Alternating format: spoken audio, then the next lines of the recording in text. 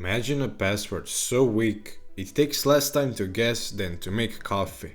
And that password is guarding sensitive files. Today I'll show you how brute force works, why it is terrifying, and how to protect your stuff. Let's dive in. If you're new here and you like real and practical cybersecurity breakdowns, you're in the right place. So press the subscribe button and enjoy. Today we are brute forcing protected files like PDFs and zips. I'll show you the logic behind it, a safe demo on my files, and how you can defend yourself. Also, stick around for a sponsor section with 2 discount codes made just for you. Brute force is the most basic attack in the hacker's toolbox. Try lots of passwords until one works. There is no magic, just persistence. And that makes it blunt but effective, especially against weak passwords. The real danger is that people reuse passwords, choose predictable phrases, or pick short passwords to remember them easier. Combine that with automated tools and you have a problem that scales. Here's the core idea without the nerdy math. Every password is a combination form, a character set of letters, numbers, and symbols. The bigger the set and the longer the password, the more combinations exist. Brute force tries combinations until it finds a match. Attackers use 2 big strategies. Pure brute force, which tries every possible combination and is extremely slow for long passphrase, and dictionary or smart guessing, which uses word lists, real-world patterns, and mangling rules to try likely passwords first. Tools and GPUs can massively speed this up, but the weakest link is usually the human who chooses the password. Not all formats are equal when it comes to protection. Encrypted PDFs often use AES and strong key derivation if configured properly, but some older tools or poor defaults weaken protection. Classic zip encryption has known weaknesses, while newer zip implementations can use stronger encryptions. Other containers and archive formats have a unique crypto and pitfalls.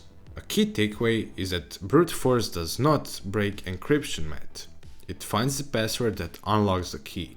If the password is long and random, brute forcing becomes practically impossible, unless you have a quantum computer. Now, to be quick and serious, attacking accounts or files you do not own or do not have explicit permission to test is illegal in many places. This video is educational and all live demos are on files and accounts I control. If you want to practice, use authorized platforms or a lab you set up yourself.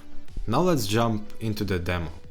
I created test files, a zip and a PDF, plus a local test account on my own machine. I'm going to show you what a safe, ethical brute force attempt looks like on my own property. Here's our test PDF that I have encrypted with a common password that appears in standard word lists.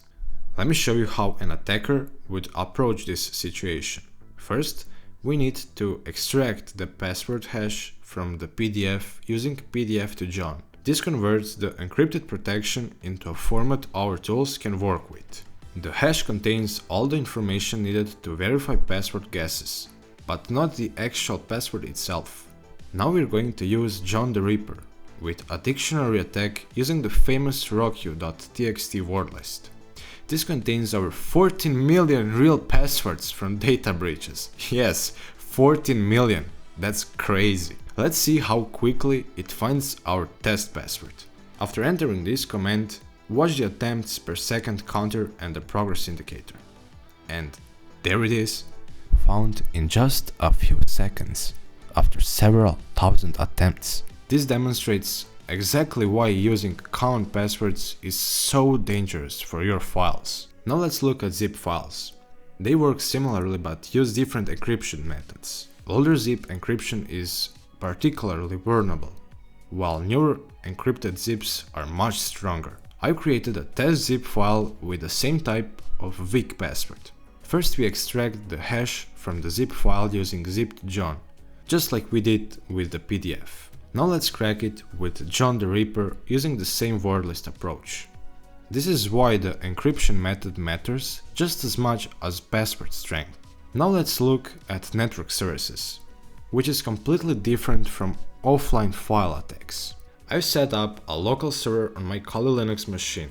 This simulates what an attacker might do against a remote service. But remember, this is my own controlled environment that I have full permission to test. We're going to use Hydra to perform a brute force attack against the service. The command targets the local IP address, uses a username, and applies our word list. Hydra is now attempting login with different passwords from our word list. Notice that the attempt rate is much slower than our offline attacks because each guess requires a full network round trip to the server. Real services also implement rate limiting and account lockouts, which makes this type of attack much less efficient than cracking offline files. Watch the progress. You can see successful login attempts, failed attempts, and the overall speed. Success. But notice this took much longer than our offline attacks. This is exactly why network services have these natural protections that offline files simply don't have. The hash extraction step is crucial because it converts the file's protection into a testable format. Different file types use different methods, and some are significantly stronger than others. When it comes to attack speed factors, there's a huge difference between offline and online attacks. Offline attacks like our PDF and zip examples can test thousands of passwords per second, while online attacks are limited by network speed and service response time. Different hash types also affect cracking speed dramatically. Modern algorithms like RockYou are specifically designed to be slow and resource intensive, making brute force attacks much more difficult. Hardware acceleration is another factor. GPUs can speed up certain types of password cracking by 100 times or more compared to CPU-only attacks. The best defense against all of this is simple. Use long, random passphrases. Even with GPU acceleration, a truly random 15+ character password would take centuries to crack using current technology. The math just doesn't work in the attacker's favor when you use proper password security. If you want to practice ethically and learn the real mechanics behind these techniques, I highly recommend using platforms like TryHackMe or HackTheBox, or spin up an isolated virtual machine lab of your own, because those environments are designed exactly for this type of learning. Before we dive into defenses, a quick sponsor message that actually helps you get legit tools to manage and protect your stuff. This video is sponsored by KeysFan. If you care about security and productivity, you don't want sketchy, cracked software. You want legit licenses at a fraction of the price. KeysFan sells licensed Windows, Office, and real productivity and security tools like PDF editors, antivirus suites, and video editors at big discounts. Use my code ACS50 for 50% of Windows and ACS62 for 60% of Office. The link is in the description.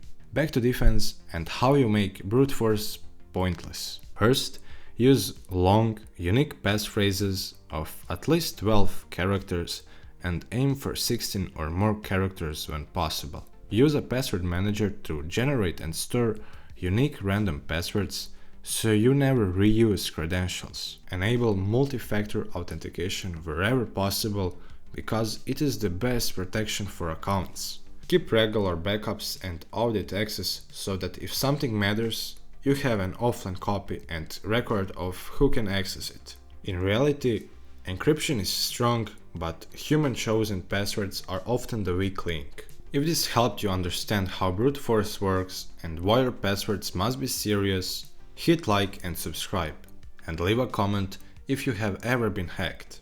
If you want the next video to cover password managers, multi-factor authentication options, or creating bulletproof passphrases, tell me which one you want in the comments. One last thing. Knowing how attacks work is for defense, so use this knowledge to secure your own stuff and not to harm others. If you experiment, do it legally using local virtual machines, lab platforms, or with explicit written permission only. Thanks to KeysFan for sponsoring, and remember, the codes are in the description. Stay curious, stay safe, and pick better passwords than 1234. See you next time.